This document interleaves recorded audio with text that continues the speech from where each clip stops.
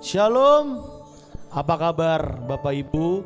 Kita semua yang ada dimanapun kita berada, saya yakin dan percaya kita semua dalam keadaan yang diberkati, amin. Pada pagi hari ini kita bersyukur, kita merayakan lagi kenaikan Kristus. Dia sudah naik dan dia akan curahkan rohnya buat setiap kita. Engkau yang ada di rumahmu masing-masing, engkau boleh tutup mata jasmanimu. Kita mau sungguh-sungguh datang di hadirat Tuhan. Pagi hari ini lewat ibadah Gereja Anugerah Bethesda, setiap kita mau panjatkan doa kita, kerinduan kita. Bilang, Tuhan, kami perlu roh-Mu, penuhi setiap kami Bapa. Kau mulai bangun hubunganmu dengan Tuhan. Katakan, terima kasih Tuhan, terima kasih Yesus. Penuhi setiap umat-Mu. Kami perlu Engkau, Roh Kudus. Haleluya. Yesus baik, Yesus dahsyat. Kami ada pagi ini karena kasih-Mu Tuhan. Oh Yesus dahsyat. Biar Roh-Mu hidup dalam setiap kami Tuhan. Kami yang di rumah mungkin dalam kelemahan tubuh, kami disembuhkan oleh darah-Mu. Kami disucikan. Haleluya, haleluya. Mari mulai bangun hubunganmu dengan Tuhan. Sebelum kita lebih lagi nyatakan, kami bersyukur Tuhan. Haleluya, haleluya. Oh Yesus, kami perlu Engkau, kami butuh Engkau. Kuasa-Mu nyata dalamku. Haleluya. Hati kami buka untuk-Mu Tuhan. Oh haleluya, haleluya, haleluya. Siapapun kita, jangan pandang di belakang, pandang Yesus. Dia sudah naik ke surga. Dia akan kirim rohnya untuk kita. Haleluya. Oh Yesus baik. Haleluya, haleluya, haleluya. Terima kasih Tuhan.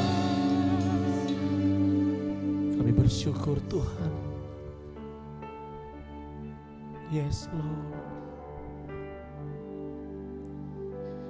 Roh-Mu yang hidup penuhiku, mengalir dalamku.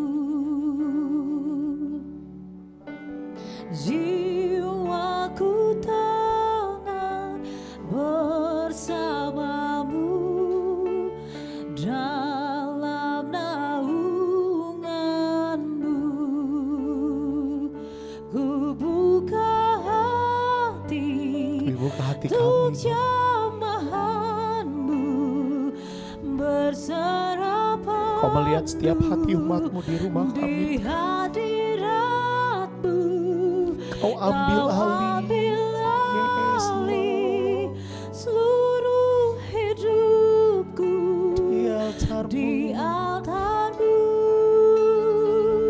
menyembah-Mu. Berikan tepuk tangan yang meriah untuk Tuhan kita. Angkat pujian dari awal, lebih sungguh lagi katakan, Roh-Mu yang pulihkan setiap kita. Pulihkanku, Engkaulah damaiku. Engkaulah damaiku.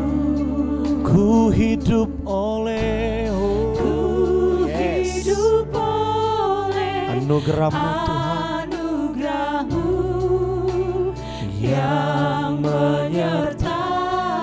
yang menyertaiku, yang menyertai. Kau boleh angkat tanganmu, katakan, ku buka hati untuk jamahan-Mu, berserah penuh di hadirat. Kau ambil alih Benar Tuhan, seluruh hidupku di altar-Mu. Lebih lagi, mari ekspresikan kebaikan Tuhan. Buka hatimu untuk jamahan-Mu Tuhan. Oh yes, di hadirat-Mu Kau ambil alih seluruh hidupku di altar-Mu. Ku buka hati, ku buka hati untuk jamahan. Tuhan kenal hatimu. Mari pagi ini siapapun kita mau buka hati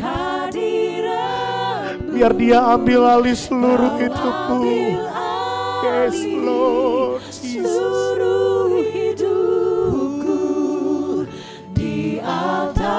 Sekali lagi dengan lembut nyatakan,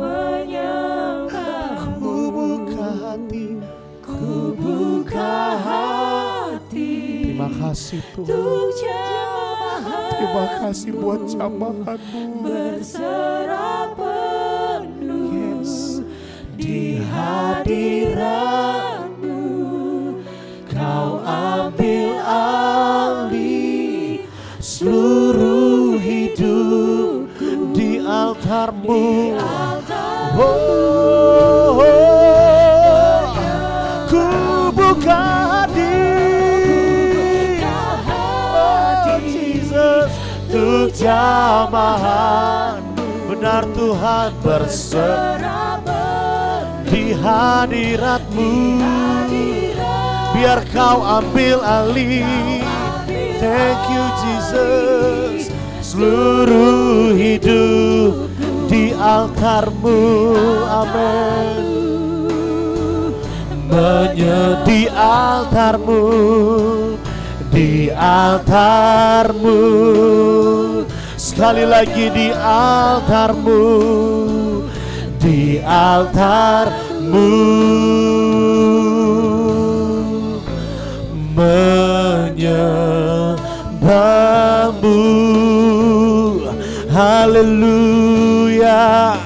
Ku buka hatiku Tuhan untuk jamahan-Mu. Segala pujian, segala hormat hanya bagi-Mu. Haleluya, haleluya. Ini kami Tuhan umat-Mu yang membuka hati kami. Engkau jamah dengan Roh-Mu. Haleluya. Yesus baik. Terima kasih Tuhan. Haleluya. Haleluya. Oh, praise the name of the Lord. Yes. Oh, praise Jesus forevermore. For endless days, Jesus, we will sing your praise. Siandang kita semua bangkit berdirian di rumahmu. Mulai ekspresikan kebaikan-Mu. Kebaikan Tuhan nyatakan. The name of the Lord, oh praise His name, Jesus, oh, forevermore, for endless day, we will sing your praise, oh Lord, our God. Oh, praise the name of the Lord. Oh, praise His name, Jesus, forevermore. For endless day, we will sing your praise, oh Lord, our God. Oh, praise the, yes. Oh,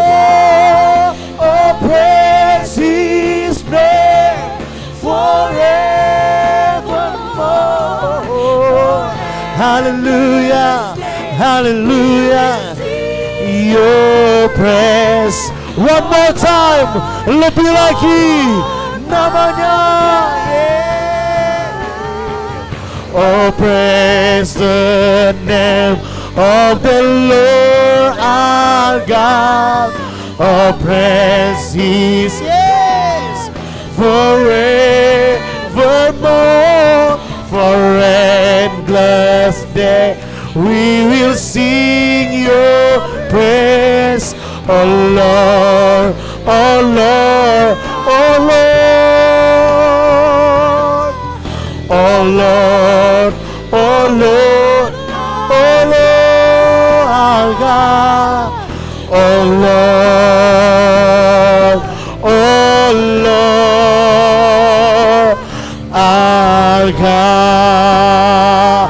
Berikan kemuliaan buat Dia. Dia yang layak ditinggikan. Yesus yang sudah mati, Dia bangkit dan Dia naik ke surga. Biar setiap pujian penyembahan kami menjadi dupa yang harum di hadapan Tuhan. Yang siap bersuka cita, sama-sama kita katakan amin. Haleluya. Luar biasa kabar saudara, amin. Kita mau bersuka cita sebab Dia sudah naik ke surga. Dia akan curahkannya urapan rohnya buat saudara semua. Katakan God is good all the time, and all the time God is good. Yeay. Mari sama-sama kita bersuka cita. Yeay. Oh, oh, oh. Woo. Siap ya, dari hati kita mau katakan yeay, haleluya. Lord, you are good. Say, Lord, you are good and your mercy endureth. Woo! Hallelujah. Lord, you are good and your mercy endureth forever. People from every nation and tongues. Siap melompat buat Dia. We worship you. Yeah. Hallelujah, hallelujah, we worship you, who you are. We worship you, we worship you, yeah. Hallelujah, hallelujah, we worship you, who you are. You are good, yeah. Woo. Sama-sama katakan Lord you are good and your mercy endureth forever. Oh Jesus, Lord you are Lord, you good. are good and your mercy endureth forever. Mari nyatakan people from every nation and tongues, from generation to say we worship you. Hallelujah. Hallelujah, we worship you, who you are. We worship you, oh, oh, we worship Jesus. Hallelujah, hallelujah. We worship you, who you are. You are good, yeah, hallelujah. God is good all the time. Yay! We'll sing together. You are good all the time. Mari angkat suaramu. Jemaat Tuhan semuanya kita. All the time. Yay! Lebih lagi. You are good. Yay! All the time. Yeah, yeah. You are good, oh, you are good. Angkat jempolmu tinggi-tinggi. Sekali lagi, one more time, you are good. You are good all the time, all the time. You are good. People from every nation and tongues, from generation to generation, we worship you, yeah. Hallelujah, hallelujah, we worship worship you for who you are.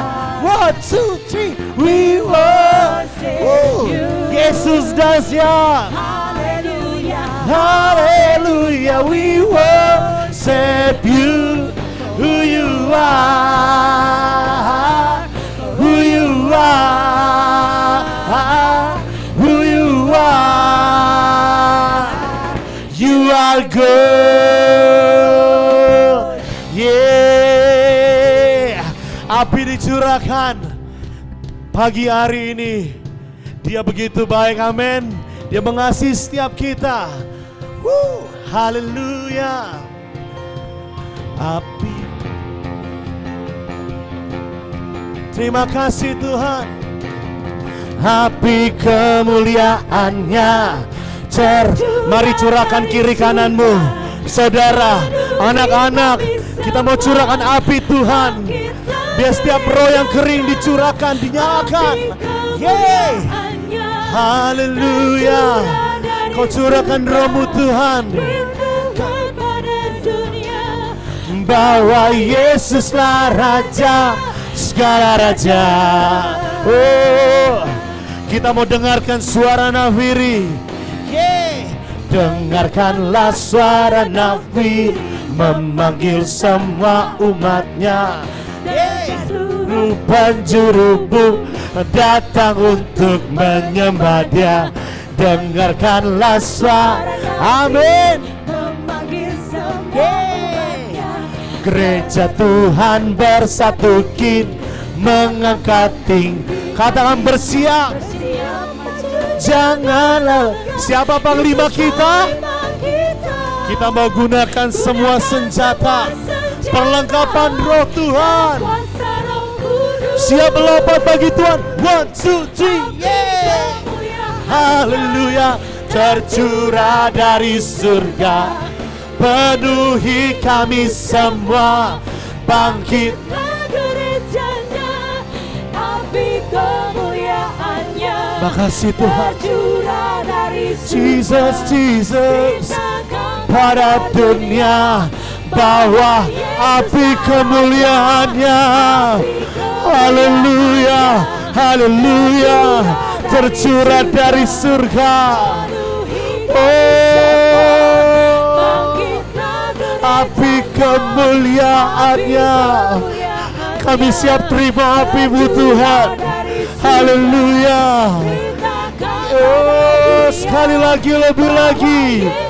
Nyatakan api kemuliaannya tercurah dari surga, penuhi kami. Yes, yes. Api, api, api. Oh, oh. Terima kasih Tuhan Jesus. Bahwa Yesus siapa? Segala Raja, segala Raja.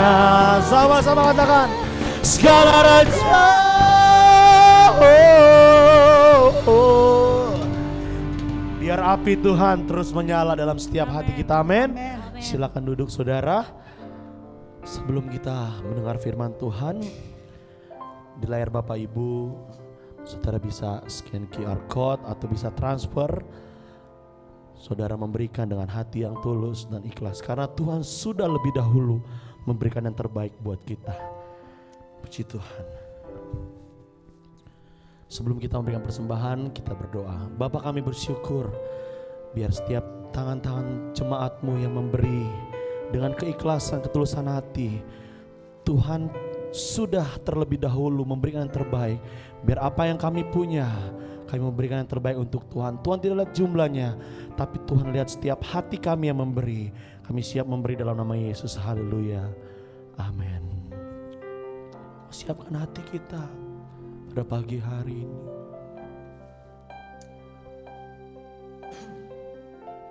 Amin, Yesus. Yesus, Yesus, Kau berarti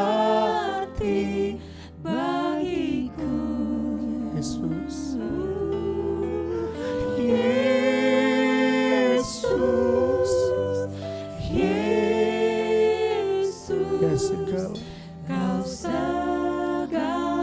lagi. Dari hatimu nyatakan bahwa Dia segalanya. Yesus,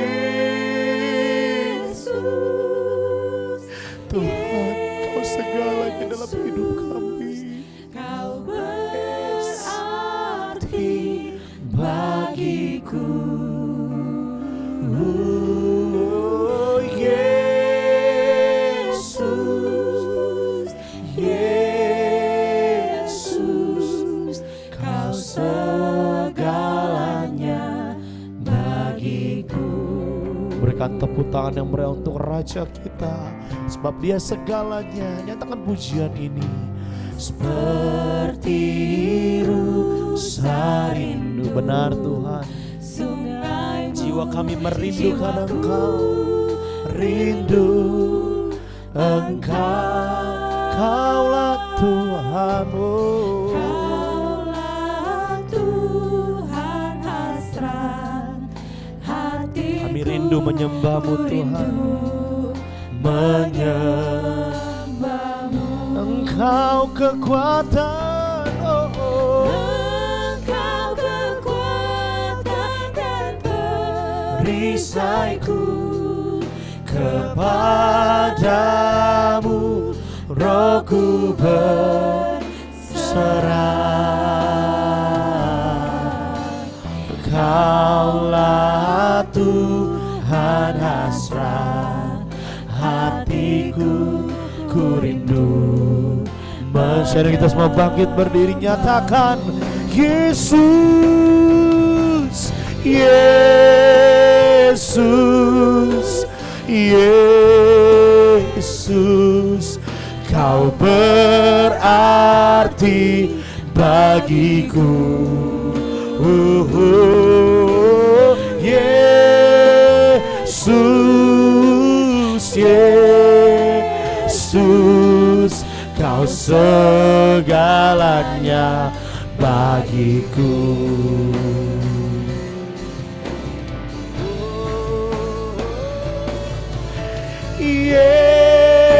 Yesus, Yesus,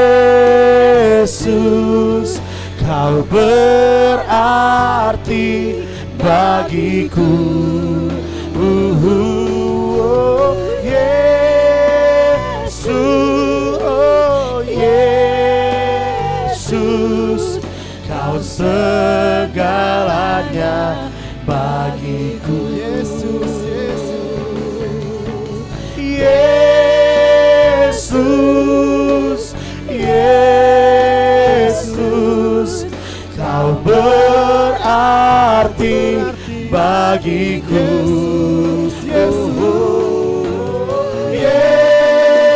Yesus, Yesus,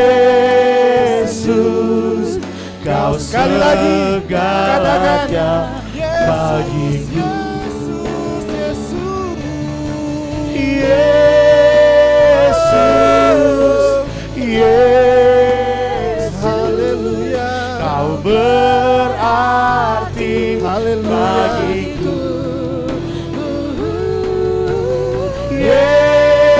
Yesus, Yesus,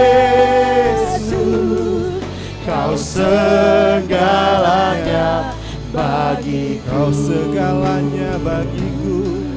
Kau segalanya bagiku. Kau segalanya bagiku. Kau segalanya bagiku. Terima kasih Tuhan. Engkau baik, Engkau sangat baik.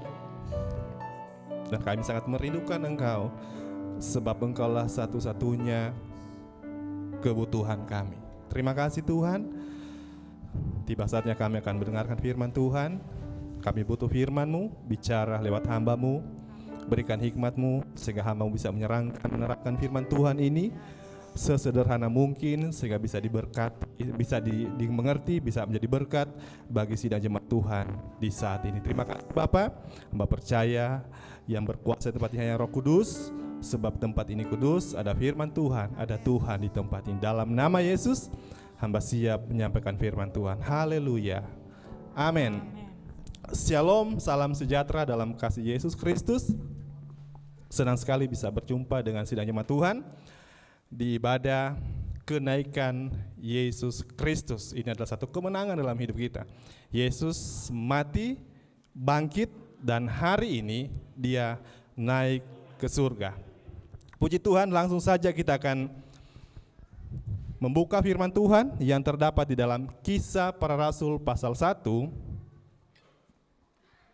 Kisah Para Rasul pasal 1 ayat 9 sampai ke 11. Kisah Para Rasul pasal 1 ayat 9 sampai ke 11. Kita akan membaca firman Tuhan.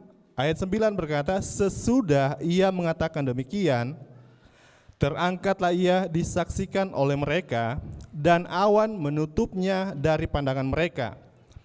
Ketika mereka sedang menatap ke langit, waktu ia naik itu, tiba-tiba berdirilah dua orang yang berpakaian putih dekat mereka, dan berkata kepada mereka, hai orang-orang Galilea, mengapakah kamu berdiri melihat ke langit? Yesus ini yang terangkat ke sorga meninggalkan kamu, akan datang kembali dengan cara yang sama seperti kamu melihat dia naik ke surga. Nah, sidang jemaat Tuhan, ketika manusia jatuh ke dalam dosa, maka Allah fokusnya kepada dunia ini. Bagaimana supaya manusia ini diselamatkan? Yohanes pasal 3 ayat 16 berkata, karena begitu besar kasih Allah akan dunia ini, sehingga ia telah mengaruniakan anak yang tunggal, supaya barang siapa percaya kepadanya tidak binasa, melainkan beroleh hidup yang kekal. Jadi Allah berfokus ke dalam dunia ini, bagaimana Allah menyelamatkan manusia ketika manusia jatuh ke dalam dosa. Sebab apa? Hubungan antara manusia dengan Allah terputus karena dosa itu, sehingga dia harus mengirim anaknya yang tunggal, yaitu Yesus Kristus, untuk menebus dosa manusia. Nah, ketika Yesus datang ke dunia, kemudian dia disalibkan di atas kayu salib, mati, dan pada hari yang ketiga dia bangkit dari antara orang mati. Saudara, maka di sanalah kita tahu bahwa itulah pekerjaan Tuhan, di mana Yesus telah menyelesaikan setiap keperluan manusia. Jadi kematian Yesus di atas kayu salib itu menyelesaikan setiap keperluan manusia, setiap apa yang menjadi kebutuhan manusia. Yesus menyelesaikan setiap dosa manusia. Kenapa? Yesus harus menebus setiap dosa kita, sebab manusia tidak dapat menebus dirinya sendiri. Dia harus memerlukan Yesus Kristus, sebab hanya dialah yang sanggup menebus setiap dosa manusia. Jadi semua kebutuhan manusia, semua keperluan manusia ketika Yesus disalibkan, itu semuanya sudah tersedia. Apapun itu, Alkitab berkata itu sudah selesai. Jadi semua kebutuhan kita, keperluan kita, semua sudah ada jalan keluarnya. Itu tergantung daripada kita. Makanya kita harus percaya Tuhan, maka kita akan mendapat setiap jalan keluar dalam setiap masalah kita. Jadi ketika Yesus disalibkan, semua kebutuhan manusia, semua jalan keluar, semuanya itu sudah tersedia dalam setiap kehidupan kita. Tergantung kita percaya atau tidak. Sebab Yesus sudah menyelesaikannya.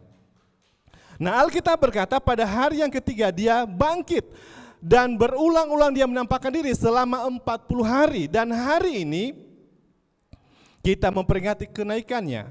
Memang kita tahu bahwa kenaikan Yesus Kristus ke surga tidak banyak diperdebatkan, tetapi kematiannya seringkali diperdebatkan. Tetapi untuk kenaikannya ke surga tidak banyak diperdebatkan. Dia harus naik ke surga. Saya sampai berpikir, Apakah kalau Yesus dia naik ke surga, dia tidak berguna dalam dunia ini? Memang Alkitab berkata lebih berguna kalau dia naik, saudara. Tetapi bagi saya, Yesus nggak naik ke surga pun sebenarnya berguna bagi kita. Kenapa, saudara? Dia bisa jadi figur yang sempurna buat kita. Dia bisa jadi teladan buat kita. Dan dia bisa menjawab setiap perdebatan hari ini, mempertanyakan tentang ketuhanan Yesus dan lain sebagainya. Tetapi toh hari ini dia sudah ada di surga. Alkitab berkata dia pergi ke rumah Bapa untuk menyediakan tempat bagi kita. Nah, pada saat manusia itu jatuh dalam dosa, fokus Allah pada dunia ini untuk bagaimana menyelamatkan dunia ini, dia mengirim anaknya yang tunggal untuk menebus kita. Tetapi Anda perlu ketahui ketika Yesus naik ke surga yang disaksikan oleh murid-muridnya, di sana ada hal yang sangat luar biasa yang terjadi kepada murid-murid Yesus. Apa yang terjadi pada saat mereka menyaksikan kenaikan Yesus Kristus? Dia kembali ke surga, saudara. Apa yang terjadi kepada murid-murid Yesus Kristus?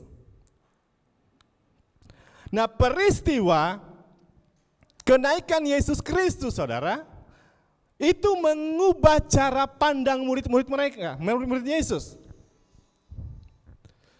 Kenaikan Yesus ke surga itu merubah pola pikir mereka. Bahkan kenaikan Yesus Kristus itu merubah fokus mereka. Sekali lagi, kenaikan Yesus Kristus ke surga itu merubah pola pikir mereka, merubah fokus mereka dari fokus dunia ini menjadi fokus ke dalam kerajaan surga. Peristiwa Bukit Zaitun itu sangat luar biasa. Itu mengubah fokus dari dunia ini menjadi berfokus kepada kerajaan surga. Kenapa saya katakan mereka berfokus ke dalam kerajaan surga, saudara? Karena selama 3,5 tahun murid-murid Yesus itu mengikut Yesus. Sebenarnya fokus mereka bukan kerajaan surga, fokus mereka adalah dunia ini. Jadi selama 3,5 tahun mereka mengikut Tuhan, fokus mereka sebenarnya bukan kerajaan sorga, tetapi fokus mereka adalah dunia ini. Kenapa? Mereka ikut Yesus karena mereka percaya, mereka tahu bahwa Yesus ini akan menjadi raja di dalam dunia. Karena mereka dari latar belakang ada yang nelayan, mereka berpikir dengan mereka mengikut Yesus ketika Yesus jadi raja, mereka akan menjadi orang-orang penting. Mereka berpikir bahwa Yesus akan menjadi raja di dalam dunia ini. Jadi selama 3,5 tahun fokus mereka adalah Yesus jadi raja dalam dunia ini. Fokus mereka adalah di dalam dunia ini. Tetapi semenjak peristiwa Bukit Zaitun, pola pikir mereka, fokus mereka berubah dari dunia ini, mereka lebih berfokus ke dalam kerajaan surga. Makanya ini yang harus kita lakukan, saudara. Yesus sekarang sudah di surga, saudara. Sebenarnya kita sebagai orang Kristen itu fokus kita bukan dunia lagi, tetapi fokus kita adalah kerajaan surga. Sebab dunia ini, Anda lihat hari-hari ini, saudara, dunia semakin menuju pada kehancuran. Dunia semakin lenyap dengan keinginannya. Makanya kalau engkau melihat dunia ini, engkau akan kecewa. Apa yang diharapkan dari dunia ini? Enggak ada, saudara. Semuanya akan lenyap dengan sendirinya. Tetapi ketika engkau punya pengharapan di dalam kerajaan sorga, di sana engkau punya pengharapan yang tidak tergoyahkan. Sebab kerajaan sorga, kerajaan yang tidak dapat digoncangkan. Semua negara manapun itu bisa digoncangkan. Tetapi kerajaan sorga tidak pernah tergoncangkan. Jadi ini yang luar biasa, kenaikan Yesus Kristus itu mengubah fokus mereka ke dalam kerajaan surga. Pada saat mereka menyaksikan kenaikan Yesus, Alkitab berkata mereka kembali ke Yerusalem untuk menantikan janji Bapa. Mereka ngumpul bersama-sama, mereka berdoa. Apa janji Bapa? Mereka akan dipenuhi dari tempat yang penting, kekuasaan itu Roh Kudus. Makanya hari saya katakan, kalau Anda ikut Tuhan, fokus kita yang terbaik adalah Yesus Kristus. Amin. Kenapa saya katakan bahwa mereka lebih berfokus dalam kerajaan surga, saudara? Anda perhatikan baik-baik. Ketika murid-murid itu kembali dari Bukit Sion, mereka ke Yerusalem menanti janji Yesus Kristus. Dia akan mengirim seorang penolong. Mereka berkumpul di sana, kemudian mereka dibaptis dengan Roh Kudus. Dan apa yang terjadi, saudara? Mereka dipakai Tuhan secara luar biasa. Alkitab mencatat Petrus satu kali khotbah 3.000 bertobat, tidak tanggung-tanggung.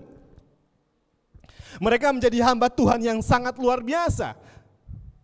Dan apa yang mereka lakukan itu sama persis seperti Yesus Kristus. Orang buta didoakan langsung bisa melihat.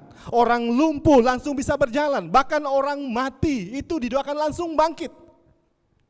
Enggak main-main, dipakai Tuhan luar biasa, saudara. Tetapi saudara, dalam pemakaian Tuhan yang besar, yang luar biasa dalam hidup mereka, saudara, saya berkata fokus mereka bukan lagi dunia ini, tetapi fokus mereka adalah surga, kerajaan surga, menyenangkan hati Tuhan. Anda bayangkan kalau ada hamba Tuhan di zaman kita sekarang ini, kalau dipakai seperti Petrus, seperti murid-murid yang lain seperti ini, saudara. Saya jamin dia akan menjadi hamba Tuhan yang begitu sangat kaya. Satu kali khotbah 3.000 orang, itu kan jemaat yang banyak.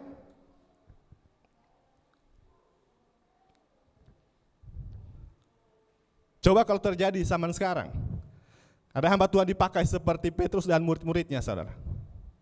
Satu kali khotbah, 3.000 orang yang bertobat. Jemaat banyak, saudara. Dia akan menjadi idola bagi orang-orang. Kenapa? Punya karunia yang sangat luar biasa, saudara. Tetapi karena fokus mereka bukan lagi dunia ini, saudara. Fokus mereka adalah kerajaan surga. Anda lihat mereka nggak pernah ambil keuntungan dari semuanya ini, dari pelayanan mereka, saudara. Satu kali khotbah 3.000, dua kali khotbah 6.000. Bahkan Anda lihat di sana, Petrus nggak pernah bikin kerajaan. Karena apa? Fokus mereka kerajaan surga. Mereka nggak pernah saling sikut menyikut, berkata, oh ini jemaat saya. Oh Yohanes, kamu nggak boleh, ini jemaat saya, jangan ambil. Karena itu banyak perpuluhan, ketika dia pindah ke gereja sebelah, itu jadi masalah. Karena kaya. Mereka nggak pernah membangun kerajaan. Kenapa? Karena fokus mereka hanya menyenangkan Tuhan. Coba kalau sekarang. Ada jemaat yang pindah, perpuluhannya banyak, orang kaya, itu bisa jadi masalah, peperangan besar. Enggak ada yang berkata, oh ini wilayah saya, jangan ada hamba Tuhan yang lain datang di sini, ini daerah saya, ini kekuasaan saya. Enggak pernah Petrus membangun, oh saya gereja ini, Yakobus ini, Yohanes ini, saya aliran ini, saya lebih hebat. Enggak ada. Kenapa? Karena fokus mereka bukan dunia ini, bukan mencari keuntungan. Fokus mereka adalah kerajaan surga. Bagaimana membawa jiwa-jiwa ini supaya diselamatkan. Ini yang luar biasa. Ini jadi pelajaran bagi hamba Tuhan, bagi kita semua. Bahwa fokus kita hari ini bukan bagaimana kita memperkaya diri kita, bagaimana kita hidup mewah, bagaimana kita mendapat pengakuan dari orang lain. Oh kita paling banyak jemaat, paling kaya, gereja paling hebat. Enggak, bukan itu. Tahu Petrus gak pernah membangun gereja. Dan Anda lihat kehidupan Petrus dan murid-muridnya. Tahu Anda bisa baca. Enggak ada kemewahan. Sebenarnya Petrus dan murid-muridnya bisa memanfaatkan karunia setiap pemakaian Tuhan dalam hidup mereka. Tetapi toh mereka enggak pernah manfaatkan itu. Mereka bisa mengambil keuntungan untuk diri mereka sendiri, tetapi mereka enggak lakukan itu. Sebab apa saudara? Petrus lebih berfokus ke dalam kerajaan surga. Dulunya Petrus berfokus pada dunia. Makanya pada waktu dia ikut Yesus, dia pernah bertanya kepada Yesus. Di dalam Matius pasal 19 ayat 27. Lalu Petrus menjawab dan berkata kepada Yesus, kami ini telah meninggalkan segala sesuatu dan mengikuti Engkau. Jadi apakah yang akan kami peroleh? Ini sebelum kisah Bukit Zaitun, Yesus mempertanyakan kami sudah meninggalkan segala sesuatu, apa kami peroleh? Ini kan pikiran duniawi, ikut Tuhan supaya ada keuntungan. Makanya kalau kita ikut Tuhan, fokus kita dunia ini, kita akan selalu bertanya, kalau saya ikut Tuhan apa yang saya dapat? Oh, saya memberi supaya saya dapat berkat Tuhan. Saya datang ibadah supaya saya diberkati. Anda datang ibadah bukan untuk diberkati, enggak. Anda datang ibadah karena engkau sangat merindukan Tuhan, karena engkau sangat mencintai Tuhan. Bukan engkau datang ibadah supaya engkau diberkati. Engkau sudah diberkati Tuhan. Petrus bertanya, kami sudah meninggalkan segala sesuatu, apa yang kami dapat dari engkau? Karena apa? Pikiran untung. Sidang jemaat Tuhan, kalau kita ikut Tuhan, melayani Tuhan, jangan pernah pikir untung. Ya. Bahkan di dalam Yohanes pasalnya yang ke-21, ayatnya yang ketiga, kata Simon Petrus kepada mereka, aku pergi menangkap ikan. Kata mereka kepadanya, kami pergi juga dengan engkau. Mereka berangkat lalu naik ke perahu, tapi malam itu mereka tidak menangkap apa-apa. Nah, ini menceritakan tentang bagaimana Yesus bangkit dari kematian, kemudian dia menampakkan diri kepada Petrus, saudara. Anda lihat di sini, Petrus padahal sudah meninggalkan semua pekerjaan untuk ikut Yesus. Tetapi pada saat Yesus disalibkan, Anda tahu murid-murid Yesus kembali lagi ke dalam pekerjaan mereka yang lama, yaitu menjadi penjala ikan lagi, saudara. Dalam ayat ini, saudara. Kenapa? Karena pola pikir mereka, fokus mereka masih dunia ini. Tetapi pada saat mereka mengalami kenaikan Yesus Kristus, pola pikir mereka berubah dari cara pandang mereka untuk tentang dunia ini, kemudian berubah fokus mereka ke kerajaan surga, menyenangkan hati Tuhan. Enggak ada ceritanya Petrus jadi orang terkaya. Amin. Saudara, coba di zaman kita hari ini, ada seorang hamba Tuhan dipakai Tuhan luar biasa sekelas Petrus, saudara. Dalam hitungan bulan dia akan jadi pendeta yang paling terkenal, dan saya jamin 100% dia akan bangun gereja sebesar mungkin. Dia akan mendapat jemaat yang banyak, dia akan bangun kerajaannya yang besar. Oh, ini jemaat saya. Tetapi saudara, karena fokus mereka adalah fokus kerajaan Allah, fokus surga, saudara. Mereka tidak pernah memanfaatkan setiap kepercayaan Tuhan dalam hidup mereka, setiap karunia, setiap pemakaian Tuhan. Toh hidup mereka, saudara, hidup yang sangat-sangat menderita, saudara. Beda dengan kita hari ini. Makanya orang kalau berfokus terhadap dunia ini, dia bisa memanfaatkan pelayanannya, karunia yang ada untuk meraup keuntungan buat kepentingan diri sendiri. Bisa, saudara, karena fokusnya dunia ini. Bahkan di akhir hidupnya, saudara, waktu Petrus meninggal, justru dia pilih sendiri hukumannya. Disalib, kepala di bawah, saudara.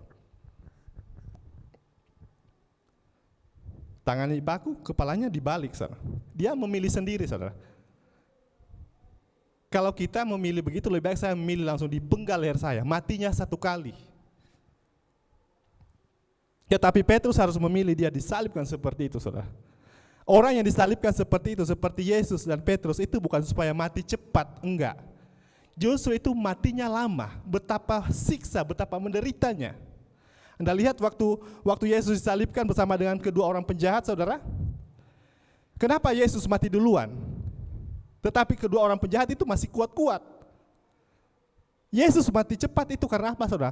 Karena dia sudah menderita, dicambuk, bahkan sampai bulu-bulunya tercabik-cabik. Belum lagi dia membawa salib itu, dia sudah dipukul-pukul, dan memang dia cepat mati karena begitu sangat menderitanya dia. Tetapi dua orang ini enggak. Makanya waktu pas dunia jadi gelap dan ada gempa, maka kedua orang itu dipatahkan lututnya ini dan mereka mati, saudara. Tapi Yesus sudah mati, kenapa? Karena sudah menderita. Sebelum disalibkan dia sudah dicambuk, di semuanya penderitaan dia alami. Jadi orang yang mati disalibkan itu bukan supaya cepat mati, enggak, itu supaya lama matinya, menderitanya luar biasa. Tetapi karena Petrus itu, saudara, memilih untuk berfokus pada kerajaan surga sampai akhir hidupnya, enggak pernah dia mengeluh, enggak pernah dia komplain sama Tuhan. Kenapa? Fokus mereka kerajaan surga.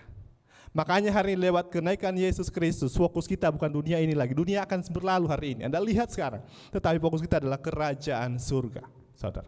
Enggak ada pernah Anda baca dalam kitab, Petrus punya kekayaan segini, Petrus hidup mewah dan lain sebagainya. Enggak, walaupun mereka punya kesempatan untuk memanfaatkan semuanya ini. Tetapi mereka enggak pernah lakukan itu. Kenapa? Mereka mementingkan kerajaan surga. Ini jadi pelajaran bagi kita semua, saudara. Kemudian setelah Petrus, saudara, siapa lagi? Hamba-hamba Tuhan dipakai luar biasa. Salah satunya juga Paulus, saudara. Paulus juga dipakai Tuhan secara luar biasa. Siapa enggak pernah kenal Paulus? Perjanjian baru ini tulisan Paulus paling banyak. Ketika Paulus itu bertobat menerima Yesus sebagai Tuhan dan Juru Selamat, Tuhan pakai luar biasa Paulus, saudara.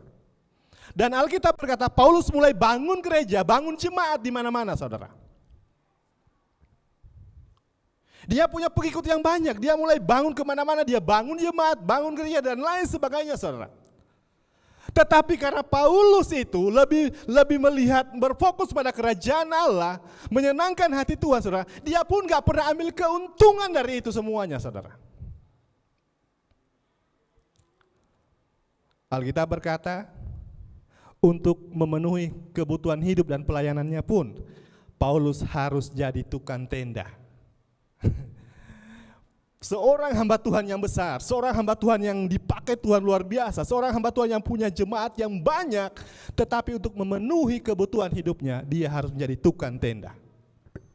Coba kalau hamba Tuhan sekarang, saudara. Karena apa? Fokus mereka di atas surga, bukan dunia ini, saudara. Dia bisa mempergunakan semuanya itu, saudara. Dia bisa ambil itu untuk kepentingan pribadi, saudara. Tetapi fokus mereka adalah fokus kerajaan surga. Kolose pasal 3 ayatnya yang pertama. Karena itu, kalau kamu dibangkitkan bersama dengan Kristus, carilah perkara yang di atas, di mana Kristus ada, duduk di sebelah kanan Allah. Pikirkanlah perkara yang di atas, bukan yang di bumi. Sebab kamu telah mati dan di hidupmu tersembunyi bersama dengan Kristus di dalam Allah. Sangat jelas ayat ini berkata, karena itu kalau kamu dibangkitkan bersama dengan Kristus, carilah perkara di mana? Di atas, di mana Kristus ada duduk di sebelah kanan Allah. Pikirkanlah perkara yang di atas, bukan yang di dalam dunia ini. Yesus di surga, ayat ini berkata pikirkanlah perkara yang di atas, bukan di bumi ini, saudara. Fokus kita yang terbesar itu di surga, perkara yang di atas, saudara. Paulus berkata kami tidak pernah memperhatikan hal-hal yang kelihatan, kami lebih memperhatikan hal yang tidak kelihatan. Sebab yang kelihatan hanya sementara, tetapi yang tidak kelihatan itu kekekalan, saudara. Makanya kenapa Anda tinggalkan Tuhan? Karena Anda lebih berfokus pada kekayaan, kepada dunia ini, Anda siap tinggalkan Tuhan. Kenapa Anda menyangkal Yesus? Kenapa Anda murtad? Kenapa? Karena fokus Anda adalah dunia ini. Makanya ada begitu banyak anak-anak Tuhan yang jatuh hari ini karena terlalu berfokus pada dunia ini. Mereka mengejar keinginan dunia ini, saudara. Saya mau kasih tahu, kalau Anda datang ibadah bukan supaya engkau jadi kaya, enggak. Anda kalau datang ibadah hari Minggu atau dimanapun Anda beribadah, saudara, Anda bukan supaya Tuhan berkati, enggak. Tuhan sudah memberkati Anda. Anda datang karena engkau mencintai Tuhan, karena engkau sangat merindukan Tuhan. Kalau dari rumah hatimu seperti itu, saudara, saya percaya, saudara, ketika engkau datang ke tempat ibadah, hatimu pasti akan dijamah oleh Tuhan. Kenapa? Karena engkau punya hati yang haus dan rindu akan Tuhan. Kalau engkau memberi bukan supaya engkau diberkati, enggak. Engkau diberi karena memang Tuhan sudah banyak memberi dalam hidup kita. Itu yang harus kita lakukan. Itu fokus kita, saudara. Bukan berarti kita enggak boleh kerja, enggak. Tetapi yang terutama dalam hidup kita adalah kerajaan surga. Apa fokus kita hari-hari ini mengikut Tuhan? Anda memberi supaya Anda jadi kaya, supaya Tuhan memberi, itu bukan begitu. Makanya saya bilang, kalau engkau ikut Tuhan mau jadi kaya, saudara, enggak usah ikut Tuhan. Setan pun bisa kasih kekayaan. Bukankah dia sodorkan itu sama Yesus? Kalau kau sujud menyembah aku, ini kekayaan dunia aku berikan kepadamu. Enggak usah, saudara. Anda pikir Tuhan bisa disogok dengan kekayaan kita? Enggak, dia punya segala-galanya. Tuhan tidak pernah butuh kekayaan kita. Dia punya segala-galanya, saudara. Tetapi apa yang terbaik engkau lakukan untuk Tuhan? Apa persembahan Anda yang terbaik untuk Tuhan? Ketaatan kita akan Tuhan itu yang terbaik buat Tuhan. Kenapa? Karena engkau melakukan sesuatu yang setan tidak bisa lakukan. Kita biar punya talenta, punya karunia apapun, kalau kita nggak taat, percuma semuanya. Tetapi kalau engkau taat sama Tuhan, engkau sementara melakukan yang terbaik, itu persembahan penyembahan yang terbaik buat Tuhan. Ketaatan kita, sebab engkau sementara melakukan ketaatan yang tidak bisa dilakukan oleh setan. Setan tahu firman Tuhan. Dia bisa lakukan apapun, kasih kekayaan, sembuhkan orang sakit juga bisa. Tetapi setan gak bisa taat sama Tuhan. Maka kalau engkau melakukan itu, engkau sementara melakukan sesuatu yang setan gak bisa lakukan. Fokus kita hari ini adalah kerajaan surga, bukan dunia ini. Makanya, sidang jemaat Tuhan, jangan pernah salah fokus ya. Ikut Tuhan itu bukan untuk menyenangkan kita sendiri, untuk keuntungan kita. Sebab ikut Tuhan itu hanyalah untuk menyenangkan Tuhan. Makanya Alkitab berkata, cari dahulu kerajaan Allah dan kebenarannya, maka semuanya itu akan ditambahkan kepadamu. Cari dahulu kerajaan Allah. Masalah berkat-berkat itu bonus saudara. Itu sudah janji Tuhan. Makanya saya bilang, gak usah kejar berkatnya, senangkan Tuhan dulu. Fokus kita kerajaan Allah dulu. Masalah berkat itu sudah janji Tuhan. Makanya sampai mati pun engkau lupa akan janji Tuhan, gak apa-apa. Sebab Tuhan gak pernah lupa akan janjinya. Kalau dia sudah berjanji, dia pasti tepati.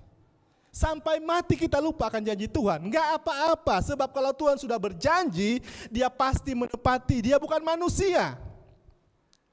Tugas kita senangkan Tuhan. Fokus kita kerajaan Allah. Amin. Yang kedua, yang terakhir saudara. Yang pertama, kenaikan Yesus Kristus itu mengubah fokus murid-murid Yesus dari dunia ini kepada kekekalan, yaitu surga. Yang kedua saudara, perhatikan di dalam ayatnya yang ke-10, ayat yang kita baca tadi, Kisah Para Rasul pasal 1 ayatnya yang ke-10. Ketika mereka sedang menatap ke langit, waktu ia naik itu tiba-tiba berdirilah dua orang yang berpakaian putih dekat mereka dan berkata kepada mereka, "Hai orang-orang Galilea, mengapa kamu berdiri melihat ke langit? Yesus ini yang terangkat ke sorga meninggalkan kamu akan datang kembali dengan cara yang sama seperti yang kamu lihat dia naik ke surga." Pertama, kenaikan Yesus mengubah fokus mereka dari dunia ini kepada surga. Yang terakhir, yang kedua saudara, Anda perhatikan di sini, Yesus akan datang kembali. Jangan pernah kita terlena, oh Yesus di surga. Memang hari ini Yesus memang fokusnya ke surga untuk menyediakan tempat kita supaya Yesus berada, kita pun berada. Tetapi jangan lupa dia akan kembali lagi. Nah, dia kembali yang kedua kali beda dengan pertama kali. Dia datang kembali pada kali yang kedua itu sudah penghukuman saudara. Sudah membuat pemisahan saudara. Bagaimana caranya dia datang? Sama seperti dia naik, Alkitab berkata dia akan datang dengan cara yang sama. Lukas pasal 21 ayat 27 berkata, pada waktu itu orang akan melihat anak manusia datang dalam awan dengan segala kekuasaan dan kemuliaan. Dia akan datang dengan cara yang sama di atas awan-awan dengan seluruh kemuliaannya. Dia akan datang kembali saudara. Dan dia datang kembali ini sudah membuat perpisahan nanti saudara. Nah inilah kenapa saya katakan hari ini saudara, kita harus mempersiapkan hidup kita saudara. Dia sekarang di surga tetapi dia berjanji akan kembali dan ini akan terjadi. Kelahirannya sudah terjadi, kematiannya, kebangkitannya sudah terjadi, naik ke surga sudah terjadi. Sekarang kita tinggal menunggu dia datang kembali. Ini akhir dari dunia ini saudara. Dia akan turun kembali, ini akhir dari dalam dunia ini saudara. Kapan dia datang? Gak tahu saudara. Kalau dia datang kita tahu kan kita bisa apa saudara? Bisa terpaksa bertobat saudara. Makanya hari ini orang yang berdosa yang masih tinggal dalam dosa bertobat hari ini saudara. Itu keputusan kita. Jangan Anda berkata oh nanti dulu. Yesus masih lama datang, kita nggak tahu kapan dia datang. Makanya jangan tinggal dalam dosa. Orang dalam Tuhan memang ada peluang jatuh dalam dosa, tetapi orang yang sudah di dalam Tuhan tidak akan pernah tinggal dalam dosa. Karena kita nggak tahu, makanya Alkitab berkata kita harus berjaga-jaga karena kita nggak tahu kapan dia datang, saudara. Di dalam hidup ini ada beberapa hal yang kita nggak tahu. Yang pertama, kematian. Tadi juga Ibu Sari sudah katakan, kematian kita nggak tahu. Alkitab berkata hidup kita ini hanya seperti uap. Hanya sebentar, hanya singkat, nggak kekal dalam dunia ini. Kita nggak tahu kapan mati, saudara. Ada nggak kemungkinan kita mati 1 jam dari sekarang? Ada, kita nggak tahu. Bahkan satu menit saja, setengah jam kemudian kita nggak tahu. Ada nggak kemungkinan kita meninggal sangat besar, saudara. Makanya hari ini kita harus balik satu keputusan dalam hidup kita. Mana kita mau ikut Tuhan atau tidak sama sekali. Sebab apa? Anda ikut atau tidak, Anda mempersiapkan diri, itu semua punya harga masing-masing yang kita bayar.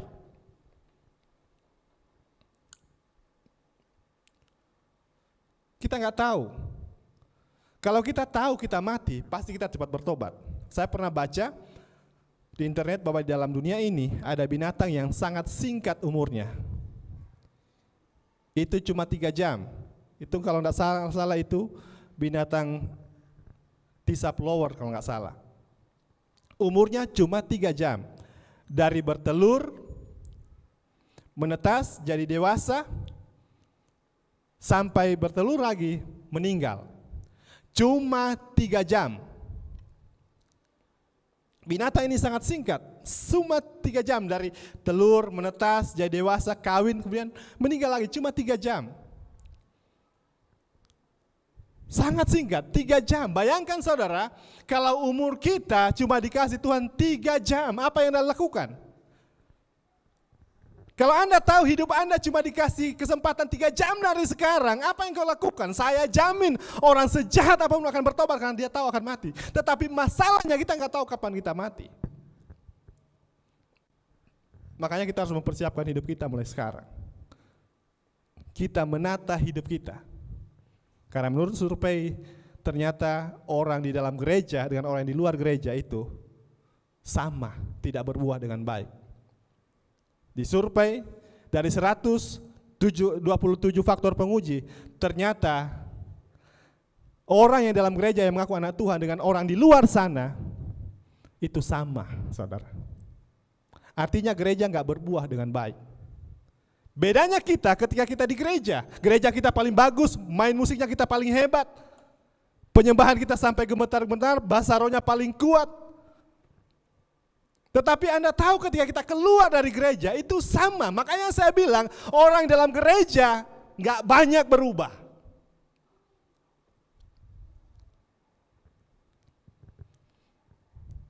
Saya sangat setuju kalau ada hamba Tuhan bilang kita dikenal orang bukan dari apa yang kita percayai, tetapi apa yang kita lakukan. Walaupun kita percaya Yesus, jago segala sesuatunya, tetapi kalau apa yang kita lakukan di luar sana tidak sesuai dengan firman Tuhan, orang bilang sama orang dunia dengan orang dalam gereja, saudara. Orang dalam gereja nggak banyak berubah, saudara. Lihat, orang yang ditegur langsung marah, pindah gereja. Nggak bisa ditegur, saudara. Kita cuma beda ketika kita nyembah Tuhan, bahkan salah bilang sampai setan pun minder. Malaikat pun minder, saya bilang kalau kita sudah penyembahan, pakai putih-putih lah, pakai jas lah, pakai dasi lah, itu kan topeng, saudara. Seringkali saya bilang kita ini bermuka dua, ya. Di gereja malaikat minder, tapi kita keluar dari gereja sama cara hidup kita, saudara. Kita seringkali hanya pencitraan di gereja. Ya, makanya saya bilang kalau mau ukur orang yang rohani jangan di gereja. Jangan di mimbar sini. Kalau di mimbar sini orang-orang pendusta, pemarah, kepahitan pun kalau sudah di belakang mimbar ini pasti mukanya rohani. Saudara, ukur rohani kita di luar sana. Sebab ibadah yang sesungguhnya bukan dalam gereja, di luar sana. Ya. Kita nggak tahu kapan kita mati, saudara. Hidup itu seperti uap. Makanya kita persiapkan hidup kita. Dan yang kedua, kita nggak tahu kapan Tuhan datang. Makanya Alkitab berkata, berjaga-jagalah. Matius pasal 24 ayat 42 berkata, karena itu berjaga-jagalah, sebab kamu tidak tahu pada hari mana Tuhanmu datang. Berjaga-jagalah, kita nggak tahu kapan Tuhan itu datang. Makanya mulai hari ini kita menata hidup kita lebih baik lagi, saudara. Jangan Anda berkata, oh saya hebat. Jangan pernah Anda mengukur kerohanian Anda dari jago khotbah. Anda punya karunia, Anda punya talenta. Enggak, Tuhan tidak pernah tertarik dengan karunia talenta yang kita miliki. Sebab semua karunia talenta yang kita miliki itu pemberian Tuhan dalam hidup kita. Tetapi Tuhan lebih tertarik kepada karakter. Sebab karakter itu adalah pilihan kita. Kita mau jadi apa? Kitalah pencipta karakter kita sendiri. Supaya hidup kita jadi berkat. Kita bukan jago khotbah, bukan jago segala-galanya. Talenta kita main, bukan. Tetapi bagaimana sikap hidup kita menjadi teladan. Makanya saya bilang, sebenarnya lebih berguna kalau Yesus tidak naik ke surga. Dia tetap ada di bumi. Setidaknya dia jadi teladan yang sempurna. Kalau dia di dalam bumi ini, masih ada di bumi sekarang, dia memang jadi teladan yang luar biasa. Anda mau teladan siapa? Pendeta. Pendeta siapapun, dia gak sempurna. Tetapi kalau Yesus masih ada sampai sekarang, saya jamin dialah teladan kita. Amin. Tapi dia naik ke surga, dia menyediakan tempat bagi kita. Yesus datang pada kali yang kedua, dan kita nggak tahu. Makanya saya bilang berjaga-jagalah, persiapkan hidup kita. Bahkan ada orang yang berkata, aduh belum siap kalau Tuhan datang. Saya takut kalau Tuhan datang.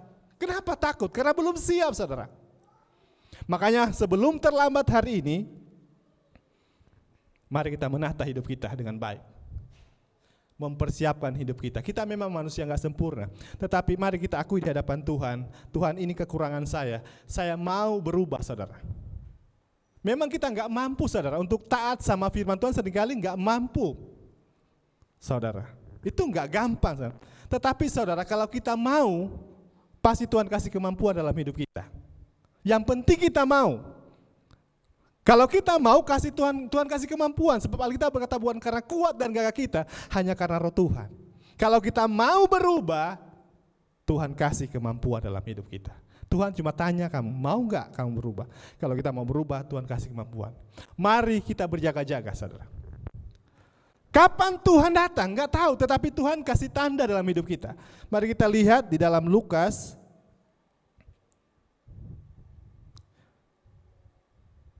Matius pasal 24, ayatnya yang ke-37 mulai. Sebab sebagaimana halnya pada zaman Nuh, demikian pula halnya kelak pada kedatangan Anak Manusia. Sebab sebagaimana mereka pada zaman sebelum air bah itu makan dan minum, kawin dan mengawinkan, sampai kepada hari Nuh masuk ke dalam batra, dan mereka tidak tahu akan sesuatu sebelum air bah itu datang dan melenyapkan mereka semua. Demikian pula lah halnya kelak pada kedatangan Anak Manusia. Tuhan kasih gambaran kedatangan Yesus Kristus akan terjadi seperti zaman Nuh dan zaman Lot. Alkitab bilang zaman Nuh itu adalah pesta pora, kawin mengawinkan dan lain sebagainya, kejahatan, saudara. Kira-kira zaman sekarang sama enggak dengan zaman Nuh? Zaman sekarang itu lebih jahat dari zaman Nuh, saudara. Zaman sekarang lebih jahat. Kawin sesama jenis sudah terjadi. Bahkan harus di luar sana, di luar negeri sana, harus pendeta harus memberkati mereka, kalau enggak harus masuk penjara, saudara. Pesta pora, kejahatan di mana-mana. Bahkan zaman sekarang itu lebih jahat dari zaman Nuh. Kita nggak tahu kapan Tuhan datang, tapi ada gambaran yang Tuhan taruh dalam hidup kita, dalam firman Tuhan. Mari kita mempersiapkan hidup kita, berjaga-jaga seperti gadis yang bijaksana. Ketika Tuhan datang kembali, kita siap sedia.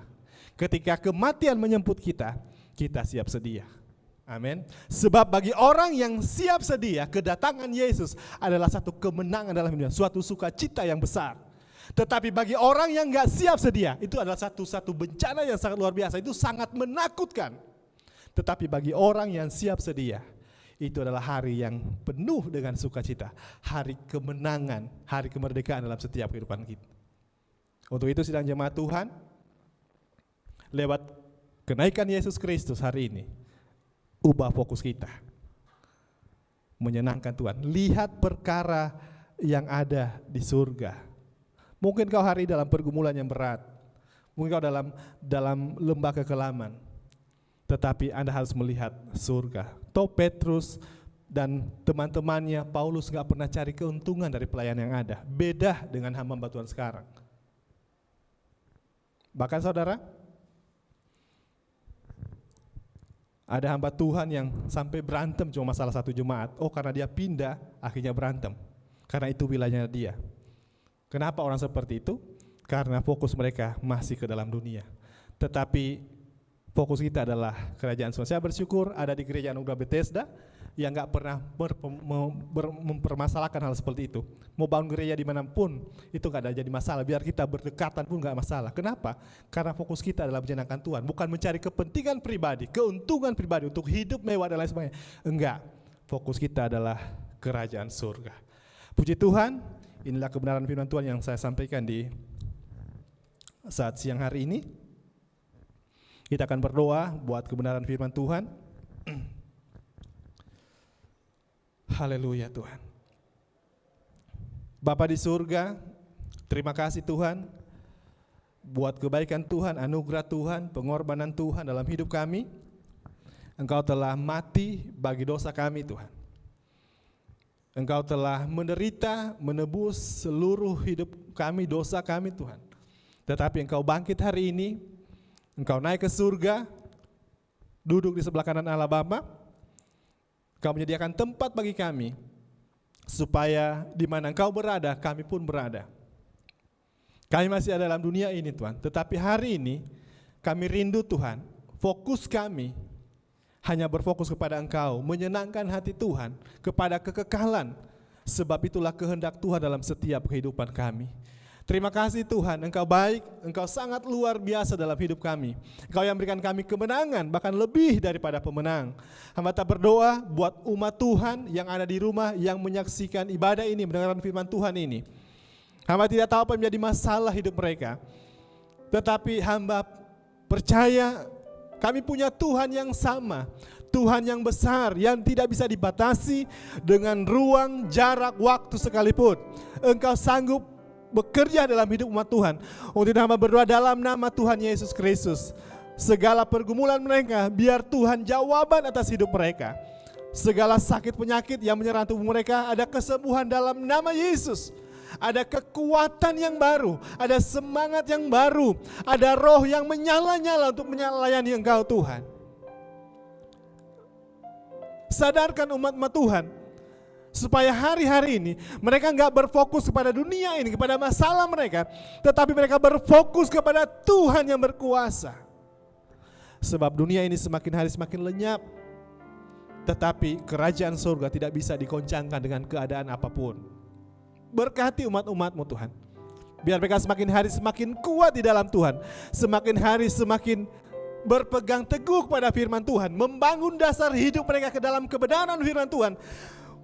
Sehingga bahwa tantangan boleh datang, pencobaan boleh datang, tetapi mereka bisa berkata, kami akan tetap mengikut Tuhan. Sebab Tuhanlah segala-galanya dalam setiap kehidupan kami Tuhan. Terima kasih Tuhan buat firman Tuhan, materaikan dalam hidup kami, dalam hati kami, buat kami terus mengerti bahwa hidup kami ada dalam dunia ini tujuannya hanya untuk menyenangkan Tuhan. Terima kasih buat firman-Mu. Percaya kami semua sudah diberkati Tuhan, dan kami akan mengakhiri ibadah ini ya Tuhan. Untuk itu sama berdoa, mari angkatlah tanganmu, terimalah berkat Tuhan. Kiranya cinta dari Allah Bapa, kasih sayang dari Yesus Kristus, dan persekutuan sukacita Allah Roh Kudus menyertai umat Tuhan mulai saat ini bahkan sampai seterusnya. Maranatha, Tuhan Yesus datang pada kali yang kedua. Terimalah berkat ini dalam nama Yesus. Mari yang diberkati katakan amin. Puji Tuhan, ibadah kita selesai. Tuhan Yesus memberkati.